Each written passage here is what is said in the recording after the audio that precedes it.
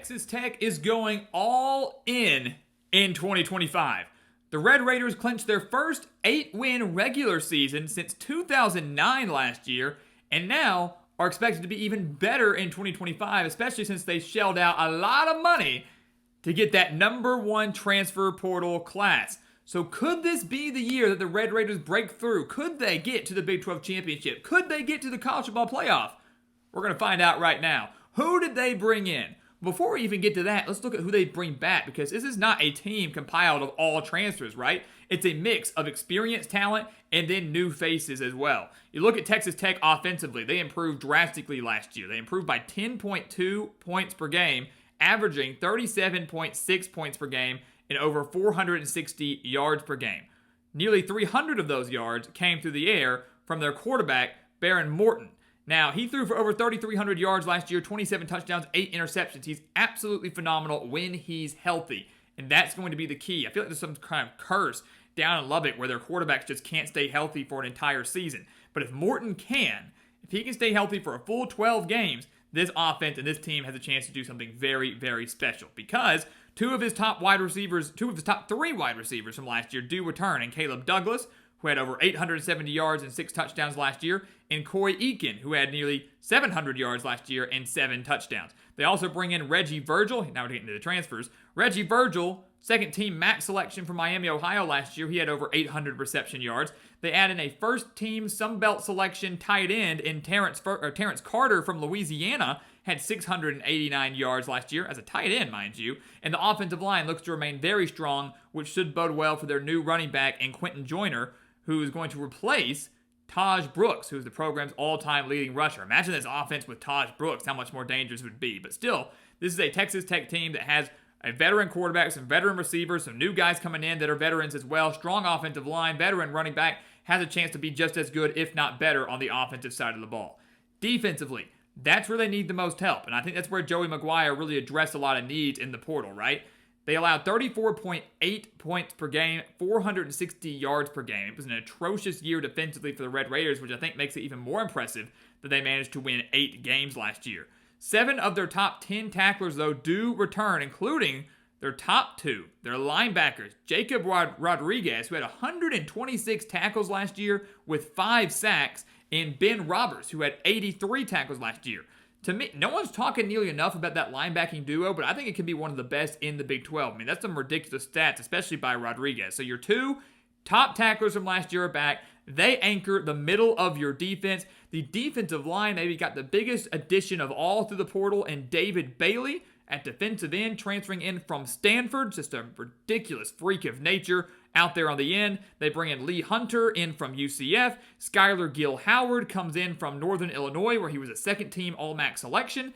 So the defensive line's looking really, really good. The linebacking core's looking really, really good. The biggest area that Tech has to improve in is their secondary. They had one of the worst passing defenses in the nation last year, giving up 308 passing yards per game. Got to improve there if they want to take that next step. And luckily for them, they have a lot of experience back in the secondary.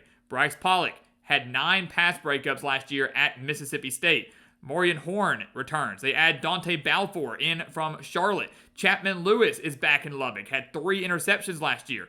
And they add a very underrated player that I don't think people are talking nearly enough about, Cole Wisniewski. I think I pronounced that name right. First team FCS All-American at North Dakota State back in 2023. Had 8 interceptions with the Bison in 2023. Was injured last year, so didn't play. But obviously we know what he's capable of, and that's a huge addition in that passing defense. So all in all, McGuire has put together a big squad. Texas Tech expects to win big. If they didn't, they wouldn't have shelled out all that money. So they've got some big-time donors. They have big-time expectations. But can they deliver upon them in 2025? You take a look at the schedule. It really is favorable, but here's the kicker. All right, listen to this number here. Joey McGuire, in his time in Lubbock, he's 15-5 at home. Really good record. 15-5 at home. He's 6-10 on the road. Texas Tech's season will be defined this year by what they can do on the road, because the home slate is very favorable. The road slate, not so much. On the road at Utah, on the road at Houston, on the road at Arizona State, on the road at Kansas State, and on the road at West Virginia. Specifically, those games against Kansas State, Arizona State, and Utah, which are 3 of the best teams within the Big 12 this year, those are the games that will define Texas Tech's season, whether or not it's viewed as a great success or whether it's viewed as a disappointment. But I'll tell you right now, I think the Red Raiders start 3-0. Cruise past UAPB, cruise past Kent State. I think they'll beat Oregon State with ease as well, especially with it being at home. The Beavers will improve, but not nearly enough to win this game in Lubbock. So they're 3-0 just like that. Then it's that first true big road test on the road at Utah. If you look at, the Utes on paper, especially from last year, you go Texas Tech should win easily, right? Oh, they went 5-7. They had horrible quarterback play. They're not going to be good. But again, that's not how this works.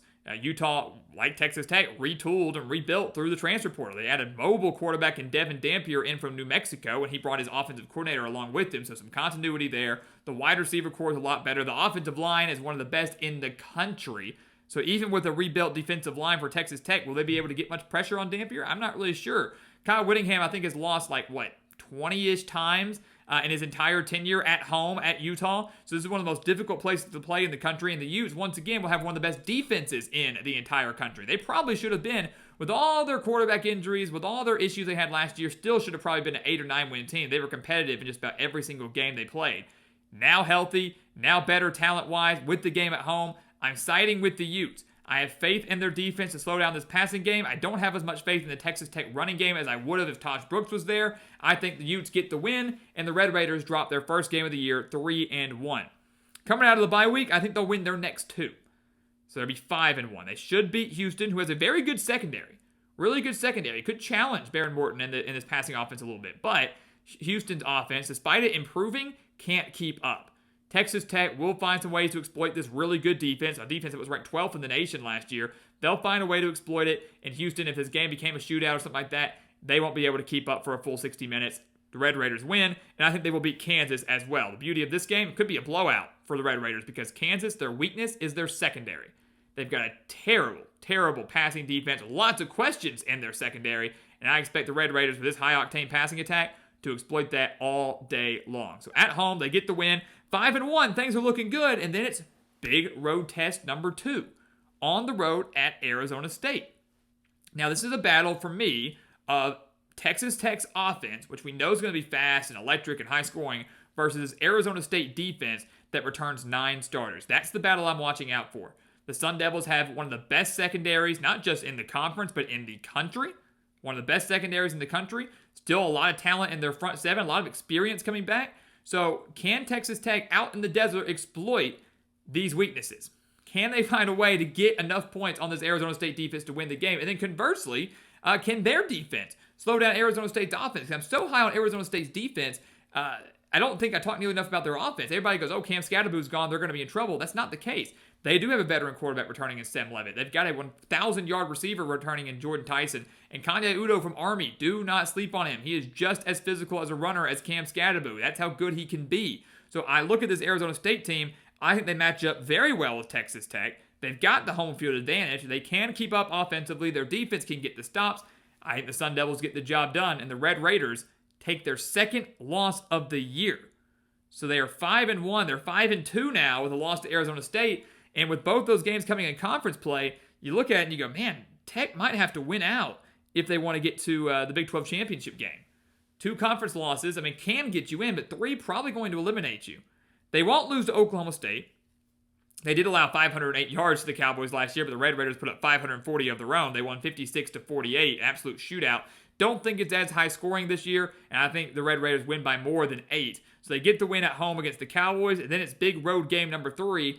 And this is probably the deciding game. If the record goes the way we're predicting, if what are they, 6-2, 7-2 at this point, and they've only lost to Utah and Arizona State, this Kansas State game defines the season. Because after that, the schedule kind of lightens up. BYU, UCF, West Virginia, all pretty winnable games. So this could be the game that decides the year for Texas Tech. You win, you're still in the hunt for the playoff, for the Big 12 championship. You lose, you're pretty much done for those big-time hopes. I think they're ultimately going to lose. I don't see them winning this game in Manhattan. They have not beat Kansas State since 2015. They have not won in Manhattan since 2008. This is a Texas Tech defense that, yes, will improve, but did give up over 150 rushing yards per game last year. Kansas State averages over 200 rushing yards per game. They've got a veteran quarterback returning. They've got Dylan Edwards at running back returning. They've got some really good wide receivers, a really good defense. I think this is Chris Kleiman's best squad that he's had. And as I've said before, that's a scary thought considering he's won at least 8 games every year at Kansas State with the exception of that 2020 COVID season. Factor in that the Red Raiders have to go on the road for this game. It will be close. Would not be shocked, I guess, to see the Red Raiders win this game. I just don't think they have it in them to do so. They dropped the game to the Wildcats, but they win out, kind of as I alluded to. I think they can beat BYU at home. I think they'll cruise past UCF, who's dealing with over 60 new players this year. And then on the road at West Virginia could certainly be a trap game, but off a week of rest against a West Virginia team that probably doesn't have much to play for. I think it's going to struggle mightily this year. Doesn't really have an offensive identity right now. Will struggle in year 1 under Rich Rodriguez. The Red Raiders get the win. I think they win it by at least 10 points. So all that being said, I've got Texas Tech going 9-3. I've got them going 9-3, which would be their best record in the regular season since 2009. Best record since 2009. But I think it's going to be viewed as a disappointment for a lot of people. For the amount of talent that returns in Lubbock this year, for the amount of money they shelled out with the number 1 portal class, to go 9-3, not even be playing for the conference championship is probably going to be viewed as a disappointment. But again, for that to happen, McGuire's got to find a way to win on the road and win on the road against good teams. Because that's the problem with this schedule. Utah, Arizona State, and Kansas State are all very difficult places to play. And they're all teams that are going to be fighting for a spot in the Big 12 championship and maybe even fighting for a spot in the playoff. If Texas Tech can just find a way to win one of those games, the entire narrative changes. 10-2, that might be good enough to get them into the Big 12 championship. And if not, it might be good enough to get them an at-large bid. Might be. But they've got to find a way, and I don't know where that comes again. I think the most likely win would probably be Utah or Kansas State. Those would be the most likely losses that you could flip to win. I feel really confident about that Arizona State pick, but I just can't do it. McGuire does not have a good track record on the road. These other teams have also improved quite a bit this year. I still have some questions about Texas Tech's defense. They still have to show us that they can stay healthy for the entire season. I think it's a great, great year. Great season. 9 regular season wins, a shot at 10 if they can win their bowl game. And they'll be going to a very good bowl game. But will it be viewed as good enough by the fan base, or will it be viewed as a missed opportunity in 2025? That's for you to decide. So guys, as always, thank you so much for watching us here at the Gridiron Expert on YouTube. Let us know what you think about the Texas Tech Red Raiders down in the comments below. One of the most intriguing teams in all of college football this year. But can they live up to the hype? As always, please continue to like, comment, subscribe, share our videos. Check out everything down in the description below. That includes our website, thegridironexpert.com, home to our expert picks, which are some of the best college football and NFL spread picks in the entire country. Do not miss out on those. Don't miss out on our weekly newsletters, also over on thegridironexpert.com. You can sign up for those for free, again, down in the description below. And once again, as always, thank you so much for watching. And we'll see you next time right here on The Gridiron Expert. Yeah.